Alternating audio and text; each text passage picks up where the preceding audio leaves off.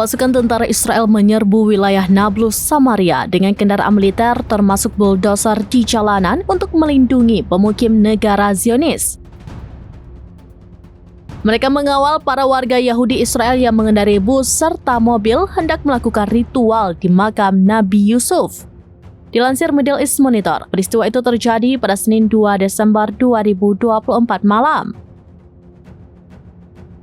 Dilaporkan bulldozer Israel memblokir jalan aman di dekat makam Nabi Yusuf itu dengan tumpukan tanah dan batu. Penembak jitu Israel sebelumnya juga telah dikerahkan di gedung-gedung sekitar lokasi sebelum para pemukim Yahudi tiba.